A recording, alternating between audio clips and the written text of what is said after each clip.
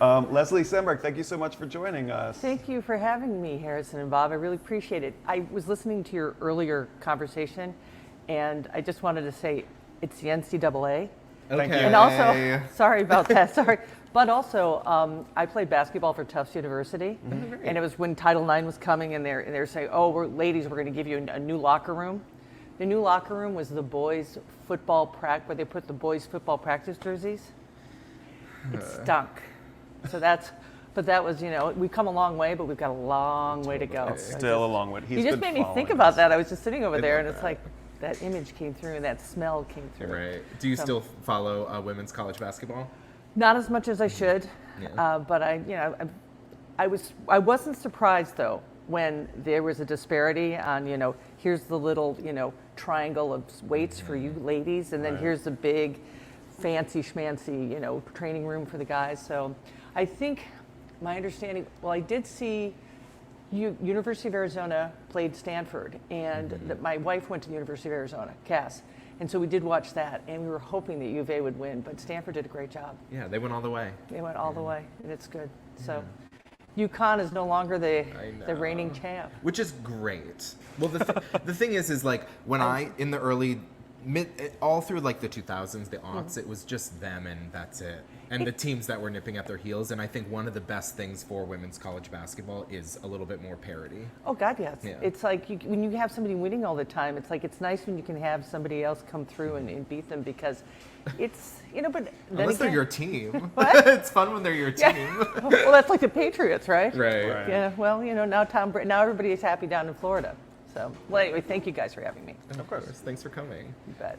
So you're part of one of seemingly the most exciting select board races in recent memory. And so what made you decide to want to throw your hat into the ring? Well, thank you for that question. Why did I throw my hat in the ring? Well, my wife and I came here full time 6 years ago. I put down roots 16 years ago, but then we moved here full-time 6 years ago, and we love Provincetown. We love its accepting culture.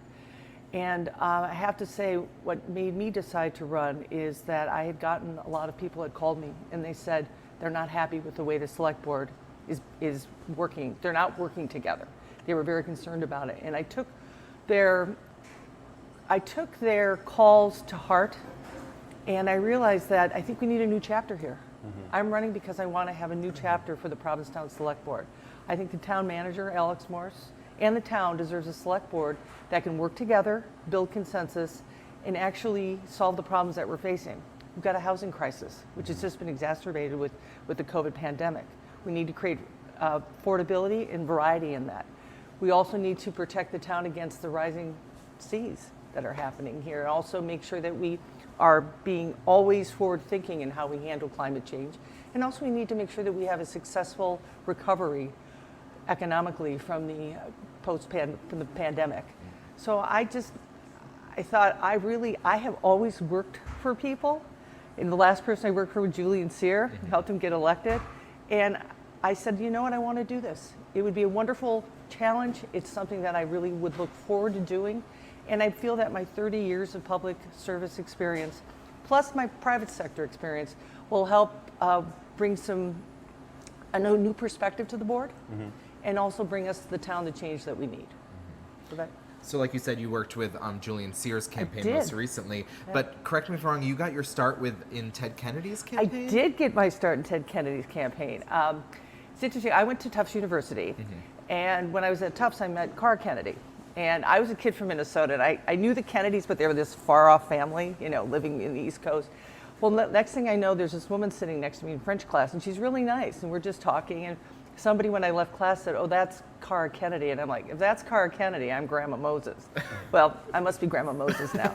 So bottom line is we became friends, and then after college, I ended up getting non-Hodgkin's lymphoma, and it was 2 years of a fight, which I succeeded, new head of hair, love that. And when I came back to Boston, I'd been in Boston, got sick, went back to Minnesota to fight cancer. That's where my family's from. Came back and I couldn't find a job. And Cara was back and she said, come work for us. We know that people survive cancer. My brother Teddy did. So I started in 1987 on Ted Kennedy's reelection campaign, and it was an incredible experience to see how one person can make a difference, and also how public service can actually, and public servants can actually make lives better for people. And a lot of times it's a fight. You know, it's not easy, but it's so rewarding when you help people. So that was my start. I started there, and then I went on to, I don't know if you want me to do, but I went on to graduate school at American University. Then I worked at NBC News, and it was kind of fun. I was there, they gave me a 3-year contract because, well, I was part of the baby boom generation, so it's like there was no way we'd go up, but they're like, hey, we'll let you be a desk assistant. So you start out there, and then if you do well enough, they put me on the political desk, covered the 1992 campaign where Bill Clinton won. And that was really interesting. And then after that, I flipped over and worked for a company that provided service to White House media affairs. And it was really interesting working for Bill Clinton in that regard because he did not like the way the national media was portraying him. So what he did is he wanted to go to the local press. So he basically, at that time, here we go, bought some time on the satellite, and then we offered for free to all these anchors across the country in the media markets 5 minutes with the president. We had to fax them though. That was before he left. So that was a really interesting thing. So we faxed it, and I did that, and President Clinton would talk to them about different public policy issues of the day. So that was interesting and fun. Unfortunately, life happens while you're making other plans. Right. My sister was very ill, and I went back to Minnesota to help out because my mother also had developed Parkinson's. I guess our gene pool isn't very good if you think about it. But I went back to Minnesota, and I was lucky when I was back there and helped the family to find a job with Skip Humphrey was the Attorney General. He was the son of the Vice President Humphrey under Lyndon Johnson's administration. He was fighting the tobacco companies, and we were the only state that went to trial, and he needed a press secretary who could handle the national media. It was an amazing time.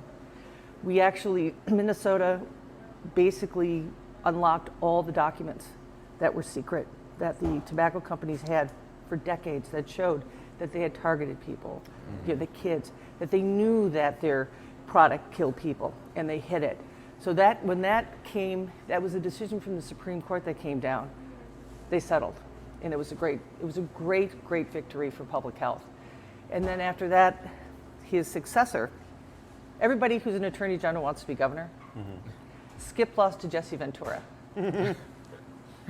That was interesting. But his successor, a guy named Mike Hatch, hired me. So I was there in the Attorney General's office during the Ventura years. That was very interesting to see him walk into the Capitol, this big guy, and you'd be like, morning, Governor. Good morning.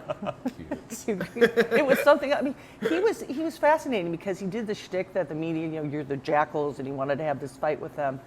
But really, in the end, he was very thoughtful, and there were certain things that he actually saved choice in Minnesota. There was legislation to take away some of take away some of they were going to decimate choice, and he wasn't sure what to do. So he came into our office one day, and we all looked up because he was so tall. He's like, I'd like to talk to my attorney. And so we went and got Mike Hatch, and they talked for a long time, and actually he made sure that law was not signed, which was really great. So long story short, Mike Hatch runs for governor. He loses. So I'm then in Minnesota. My mother is a widow. She's got Parkinson's. I'm not going to leave, so I started my own company there, and I work with labor unions, I work with nonprofits, and I work with candidates. So I've done that, and then after my mother passed and my wife's mother passed, about within 3 months of each other, we decided that we'd come here because we've always wanted to be here, and finally the opportunity was right. Well, thank you for choosing to make your home here. Well, thank you so much. I mean, don't we all love it? Yeah, it's a home slice of for heaven. sure. Yeah. I do want to ask you one Yeah, thing. sure. So this is what I was mentioning earlier. Yeah. I was talking to a couple of people last night, Yeah. returners, Jamaican people that come every summer, who were like, it's so dire that we're considering going to Dennis for the summer because some of the businesses in Dennis are providing housing. So we all have this feeling like it's at a tipping point. And I think that it's literally at the breaking point where we might not have enough help this summer. So, like, what can we do in terms of a short-term solution for our housing problem? First off, I think we're past the crisis. I mean, Right. we're in it, and Right. it's worse. I mean, I was talking to a friend of mine, Liz Labate, and she was going to have someone be a manager for her restaurant, and there was no housing, and he went back to New York. Right. I mean, things like that. I think it's really hard. I would like to see a couple things. One, I think that with second homeowners who have accessory dwelling units, I think we got to do a push with them and say, please, please, please, open up your dwelling units. They may have them booked already, which is too bad, but if they don't, Right. talk to them about it, because also the thing about it is if they'd open that up, they'd actually be part of the residential tax exemption. I think, as crazy as this may sound, I think it might be a good idea to use the VFW to find some modular housing, and then you pull in these stations, somewhat like they have in San Francisco, where you can take showers, and you can have in restrooms. And you think about it a way as a different way of having a campground. The campgrounds are full, but if we could figure out a way to give people that are coming here to make our economy go, Right. that actually make sure that we have a wonderful tourist, economy, we need to give them the dignity of a nice roof over their head Right. and a nice place to sleep and a safe place to sleep. So I don't necessarily, I'd also like to see perhaps what we would do is that if people were to offer a room, something, give them some kind of property tax abatement for Right. that. I think unfortunately we have to incentivize people I to think do so it. too. And that's unfortunate. Right. But I think there's ways of doing it, and I think if we've got the VFW property that's there and it's empty, let's figure out a way to use it to help. And do it in a way that's dignified. Right. So but it's a really hard thing, and I feel so horrible that we've come to this point. We knew this was happening. Right. This isn't something new. I know. And I don't know why there wasn't action on it, 3 years ago, Right. 4 years ago, 10 years ago. So I think that what we're finding is it's worse now because of what happened with COVID. Right. And you think about it, it's a tale of two COVIDs. If you've got housing stock, it's a seller's market, Right. Absolutely. and people are enjoying that. On the other hand, if you're coming here and you're trying to make this town work, there's no place for you. Right. What does that say about us as a town? I find it doesn't say a lot, and that's part of the reason why I'm running, is that we shouldn't be here in April saying, what are we going to do for Right. season? We shouldn't be here, we should have already had some kind of idea done. Right. So if I were to get elected, I try to say to everybody, hey, you guys, this is a crisis, all hands on deck. Let's figure out how to solve it for the summer. Because some of the businesses already have places for the people that work for them to Right. live. It's the ones that don't, and we've got to think about how do we make sure that we help people get through this summer, Right. but then never let it happen again. Right. So that's the best I can think of right now. Can you imagine VFW being like, That's been a point of contention with a lot of townies amongst each other. yeah, I'm not looking. Police station housing, police station housing. Right. I think we can do all of that. Right. I think the VFW is a very wonderful prime piece of land. Absolutely. People want what I understand that the people that are the locals here, when they made the vote for it and bought it, they said it should be the police station. Right. There was another vote to put the police station someplace else, Right. and now it's for housing. Right. We also have the fire department. There's a needs assessment that's going on to see how their facilities, do they need to expand their facilities, which is probably going to be a yes. Do we use the VFW for that? What's amazing to me is that we keep fighting over one piece of land Right. when we have things that we can do together. So let's just hypothetically, if the police station were to go on the VFW, build housing where the police station is. Right. Build housing also behind the high school, Yeah. not the parking lot, the one that's lower. It's it's owned by, I believe, the church. It's owned by Center for Coastal Studies, and it's owned by the town. Put an extra layer of parking on it, because we're going to lose parking down here with the Stellwagen Bank Visitor Center, and then put housing on it. And let's find places where we can actually increase the height of housing in places that are not in the historic district. I think if we do something like that. Also, have a mixed-use model. The Veterans Memorial Community Center, that building is going to be replaced in the future. I don't know how far in the future, but it is. When that happens, the first floor can be the town offices and the COA, put housing on top of it. We've got a crisis right now. What I'd also think about doing is let's take the fire station that is right by Bubala's, that I think now has restaurants in it. There are upstairs, that's all, basically that's storage. Let's make it a 2-bedroom rental right now. Right. So let's see what we can do creatively to use every plot of land that we can. Also, with Shane Painter. There's so much land near where you live. Yeah, I live on Shane Painter. Yeah, Shane Painter, I mean, there's land there. Increase the height restrictions there so we can get more land. The Provincetown Housing Authority, they've got affordable housing project going. Can we increase the height there? Because they have a waiting list too. And the idea is and also build smart. I'm not talking about high rises. Right. I'm talking about being smart about it, having density where we can have it, make sure that it looks proper and is in line with what people would like. But also, at the end of Shane Painter, they're going to put a rotary, and then they're going to close off 2 of the eastbound lanes on 6, because we own that. Put housing there. Or put the police station there. I mean, whatever it is that we can do these 3 things at the same time. Right. And what's I've seen is that it's this or this. Right. Why can't it be this and this? Right.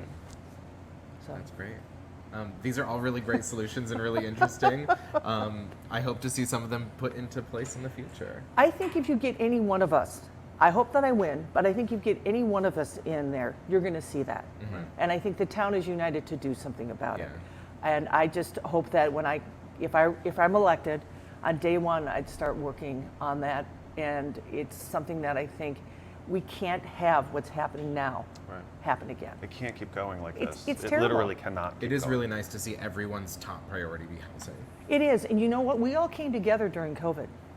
We all came together. If we could have that same energy to come together for housing, we're going to get this solved. I'm just so sorry what's happening in the short term. Right. Well, thank you so much for joining us today. Thank you both. And I should say, Sir Robert. No, so I tried sending her an email and it accidentally went to just the 2 of them. And I sent a screenshot of it to her. I was like, oh my God, I did respond to you. And my phone refers to me as Sir.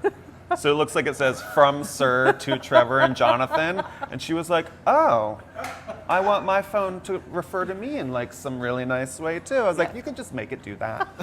You'll have to teach me because that'll be fun. Anyway, thank you both so much for your time and for allowing me this opportunity to talk to everybody. Of course, thank thanks you for very coming. much. And have fun on Monday. I know there's a panel discussion with all 3 of you on Monday night, right? There's a panel discussion Monday, and then there's going to be a debate on Wednesday. And we're hoping to set one up ourselves as well if you're amenable to that. I would love to do it virtually if we okay. could, just because the way the setup was, it's like I think it would be more than 10, and I don't want to be part. We have the cases are rising, Right. Gotcha. but listen, virtual is great, and I'd be delighted to be there. Great, thank you. You bet. Thanks We'll for see your you time. soon. Thank you so much.